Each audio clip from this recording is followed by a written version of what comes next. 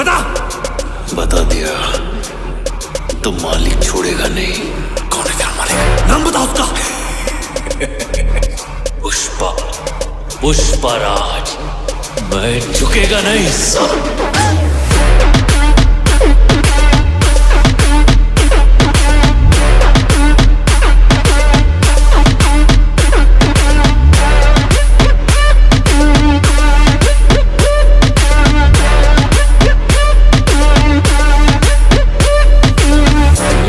एक गोली चलाओगे, मैं एक टाइम पे 60 कुल्हाड़ी चलाऊंगा।